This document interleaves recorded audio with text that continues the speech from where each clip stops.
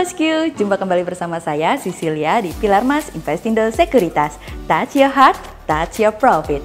Nah Bosku, di segmen Pilar Mas Meet the Expert kali ini kita akan bertemu dengan salah satu sosok yang begitu berpengalaman di pasar modal nih Bosku. Nah beliau ini pengalamannya sudah melanglang buana, mulai dari trader hingga menjadi fund manager, sampai menjadi penulis buku nih yang judulnya I Wanna Be a Richer.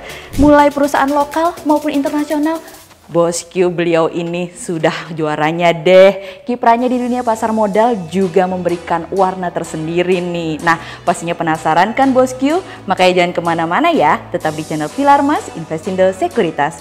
Touch your heart, touch your profit. Pionir sekuritas channel di Indonesia.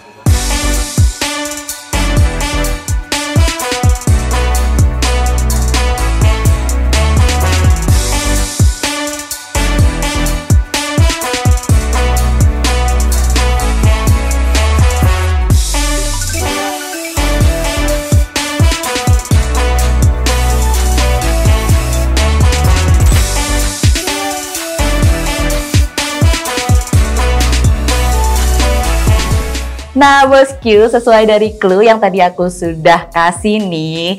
Nah di samping aku udah ada Pak Suwono Kusuma nih, selaku Head of Investment dari PT Rekapital Asset Management. Pak gimana kabarnya nih? Baik Sisil. Baik ya, luar biasa. Nah ini yang pastinya udah ditunggu-tunggu sama Bosku nih, pertanyaannya nih Pak. Gimana sih cara memilih reksadana yang bagus atau perform? Karena kan jumlah reksadana ini banyak banget ya Pak. Betul. Pastinya sebagai investor nih, kita pertama, waduh ini ngelihat listnya aja udah mabok nih Pak gitu. Apa nih yang bagus nih kira-kira? Ya pertama, dalam memilih reksadana kita harus lihat prospektusnya ya. Prospektusnya. Dan kita juga lihat track record dari reksadananya. Track record jangan lihat 1 tahun saja, kita lihat 5 tahun. 5 tahun itu dia apakah konsisten bertumbuh gitu. Yang ketiga kita lihat institusinya perusahaan apa gitu. Apakah perusahaannya itu punya nama baik di pasar modal. Berinvestasi lebih baik di lembaga resmi yang terdaftar di OJK. Nah Pak, kalau tadi nih udah dibahas nih gimana cara milih reksadana yang oke.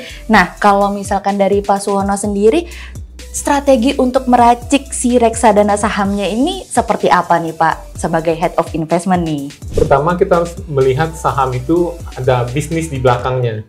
Betul. Jadi jangan asal beli saham, kita harus mengerti apa yang kita beli dan mengapa kita beli. Itu sangat dasar gitu. Jangan nanti sahamnya turun kita malah jual, padahal saham turun sebaiknya kita beli gitu. Itu yang pertama. Yang kedua, kami lebih mengutamakan perusahaan-perusahaan yang untung, karena perusahaan yang untung itu bisa membagikan dividen. Yang ketiga, tentunya kami berharap perusahaannya itu hanya memiliki hutang yang sedikit atau hutang yang terkelola dengan baik. Yang keempat, tentunya manajemen yang profesional itu sangat menentukan. Yang kelima itu isu environment, social, and governance sekarang sangat trending ya. Jadi kami juga memperhatikan itu. Saya kira itu 5 kriteria kami dalam memilih saham untuk dijadikan portofolio saham. Nah Pak Suwono, kalau tadi kan ada sekilas dibahas tuh kalau kita investasinya di perusahaan yang untung. Nah tapi kalau misalkan berinvestasi nih di perusahaan yang rugi, sebenarnya kita masih bisa profit nggak sih? Atau sebenarnya kita masih boleh gitu berinvestasi di perusahaan yang rugi nih Pak? Oh boleh Sisil. Jadi perusahaan itu ada yang untung, ada yang rugi. Betul. Tentunya kalau yang perusahaan untung harga lebih bagus. Ketika perusahaan itu rugi, tentunya harganya lebih jelek. Betul. Gitu. Nah, bagaimana kita memilih perusahaan yang rugi? Kita lihat pertama, perusahaan itu rugi karena apa? Kalau perusahaan itu rugi hanya karena pandemi, kita lihat sejarahnya. Kita tarik 5 tahun atau 7 tahun terakhir, 10 tahun terakhir. Dia untung terus, ternyata karena 2020 ada pandemi, 2021 ada pandemi, dia rugi. Ruginya hanya karena pandemi. Nah, itu kita boleh beli Sisil. Contohnya gitu. Matahari ya, LPPF. Ya, LPPF. Mitra Adi Perkasa. Itu ketika pandemi datang, itu rugi. Nah, cuman harganya lagi murah-murahnya, itu diskonnya luar biasa. Nah, itu boleh kita beli. Selanjutnya kita juga harus melihat aset dari perusahaan itu. Kalau dia rugi tapi asetnya besar, itu juga menarik bagi kami. Intinya, buy in the bad time, sell in the good time. Ketika rugi kita beli, berarti harga murah. Betul. Kita tampungin, ketika harga bagus, ketika dia untung, harga udah meningkat. Itu investor sudah untung. Betul. Jadi memang kalau perusahaan itu kan pasti ada pasang surutnya gitu ya Pak ya. Jadi kita harus lebih melihat lagi gitu. Betul. Ya. Nah Pak Suwono nih, aku mau tanya, kalau menurut Pak Suwono sendiri, perkembangan reksadana di Indonesia ini bagaimana sih Pak? Soalnya kan sekarang tuh lagi marak banget untuk online trading saham gitu ya. Dan nggak jarang yang sampai mengundang artis luar negeri gitu. Dan apalagi juga beberapa minggu belakangan ini juga ada beberapa obligasi retail yang kalau kita lihat kuponnya menarik nih Pak, betul kan? Nah kalau misalkan menurut Bapak sendiri gimana nih untuk reksadana di Indonesia nih? Ya saya kira perkembangan reksadana di Indonesia menarik ya. Reksadana kan banyak bertumbuhan ya, ada reksadana saham, ada reksadana fixed income, ada reksadana balance, dan itu juga nasabah bisa membeli secara online gitu. Betul. Dan platform-platform online sekarang udah banyak gitu. Dan bisa dimulai dari 100.000. Lebih baik membeli reksadana daripada investasi di perusahaan-perusahaan yang tidak jelas ya. Iya betul banget nih Pak ya. Kalau misalkan kita reksadana itu 10.000 pun bisa ya Pak ya sekarang ya. Iya. Iya kayak yang di marketplace gitu. Betul, Dan kalau misalkan kita nggak ada waktu gitu, lebih baik daripada kita pilih yang nggak jelas, mending reksadana aja gitu. Iya, ya, yang Pak, jelas ya? aja. Yang jelas kita beli reksadana dan Anda dikelola oleh profesional. Betul. Pak Suwono nih, kalau misalkan bosku pasti pada bertanya-tanya nih, sebenarnya sih lebih enak trading sendiri atau pilih reksadana nih Pak? Jujur ya, kalau Sisil punya waktu atau teman-teman punya waktu, itu lebih baik trading sendiri. Karena trading sendiri itu bisa menghasilkan lebih banyak. Cuman ya syaratnya harus belajar ya. Karena jangan trading tanpa belajar. Itu resikonya besar gitu. Seperti kita main layangan. Betul. Gitu. Kita lebih puas kalau main layangan sendiri daripada kita lihat layangan itu terbang tinggi tapi orang lain yang mainin gitu. Betul. Iya, tapi kalau Anda adalah seorang profesional yang sibuk, tidak ada waktu, meeting terus, nah itu lebih baik percayakan uang Anda pada manajer investasi. Jadi kalau misalkan mau trading sendiri pastinya harus belajar ya Pak. Jangan apa jadi layangan putus ya Pak ya. It's a fucking penthouse. It's my dream. Setuju. Jadinya ini Pak, dia bukannya untung malah rugi gitu. Setuju ya Pak sekali, ya. Kalau misalkan memang nggak ada waktu belajar dan kayak super sibuk banget, lebih baik dipercayakan di reksadana gitu ya Pak. Betul. Cakep. Pak Suwono, ini barangkali ada bosku yang masih jadi mahasiswa kepengen jadi fund manager nih Pak. Suka dukanya sebenarnya apa sih Pak? Oh, suka duka menjadi seorang fund manager. Banyak nih kayaknya. Wah. Ya, kalau sukanya tentunya ya ketika nilai aktiva bersihnya meningkat ya, kita bisa memberi keuntungan kepada investor. Investor senang, kita juga senang. Kalau dibilang dukanya ya, jadi begini Sisil. Seorang fund manager itu sebaiknya itu berkepala dingin. Oh. Karena market itu turun naik. Kau tinggal turun naik, kau tinggal turun naik, kau tinggal turun naik terus. Seorang fund manager tuh harus berkepala dingin.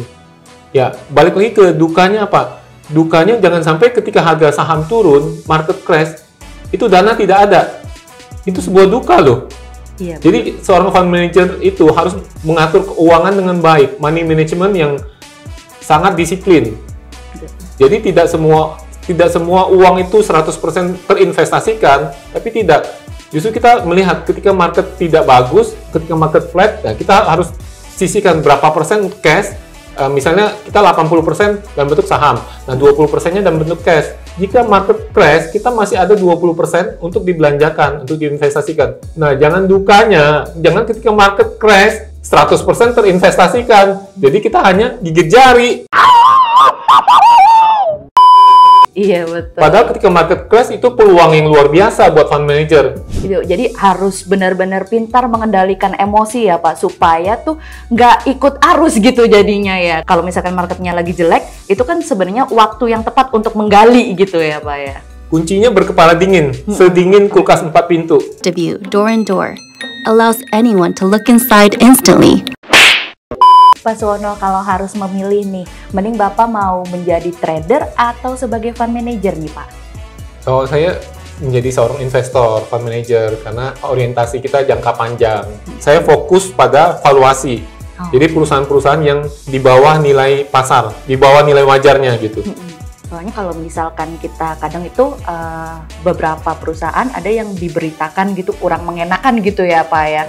Tapi sebenarnya kalau misalkan di media emang bad news is a good news gitu. Jadi semakin digoreng untuk berita-berita yang kurang mengenakan gitu. Padahal sebenarnya perusahaannya valuasinya bagus gitu ya Pak ya. Sisil, jangan membeli saham atau menjual saham hanya karena berita.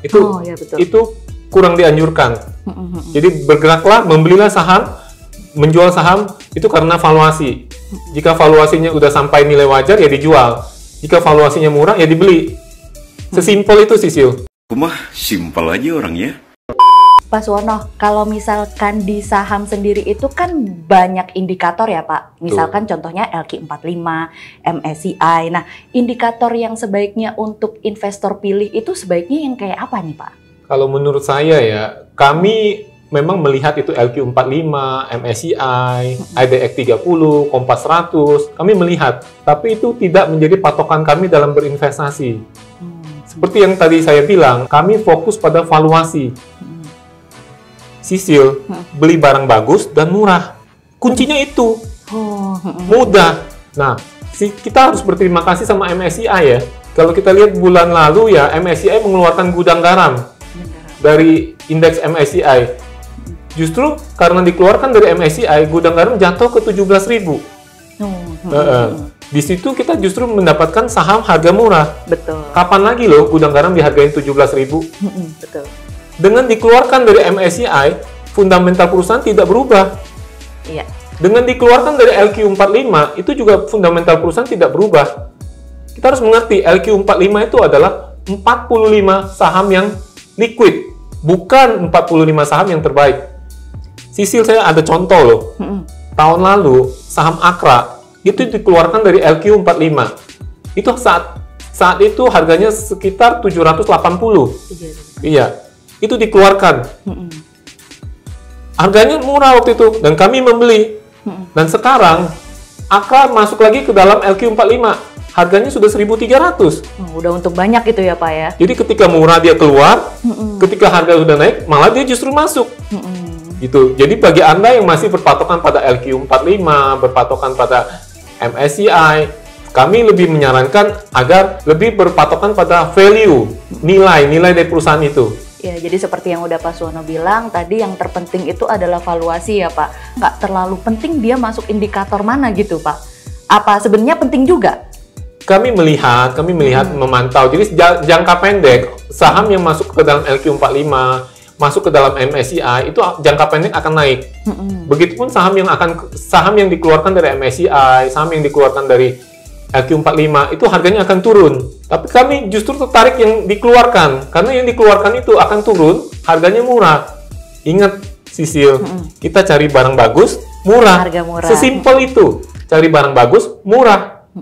Kayak di pasar aja gitu ya Pak. Betul. Ya. Semakin murah ya semakin kita beli dong. Betul.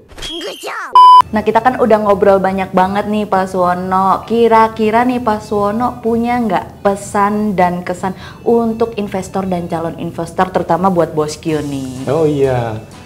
Jadi teman-teman sekalian, kalau ingin berinvestasi, sesuaikan dengan profil risiko Anda.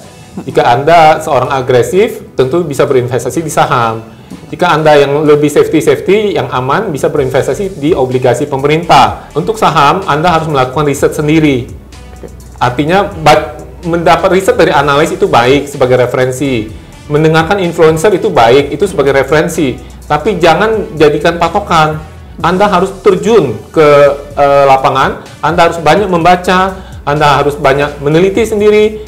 Dan dari situ Anda akan merasa yakin ketika Anda membeli saham. Jadi ketika turun, iman Anda pun tidak goyah.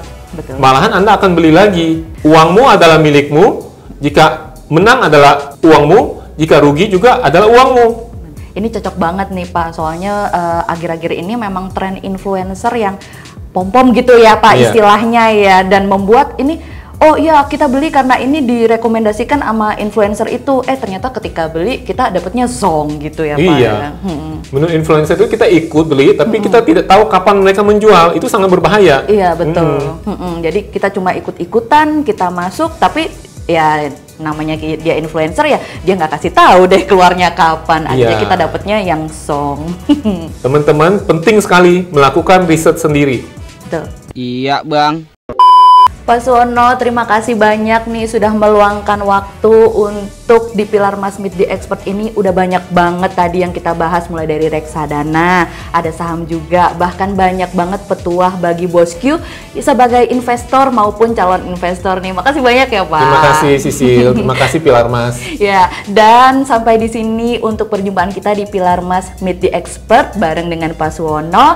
Jangan lupa Bosku untuk like, subscribe, dan tonton terus channel Pilar Mas Investindo Sekuritas. Touch your heart, touch your profit. Pionir Sekuritas Channel di Indonesia. Dadah!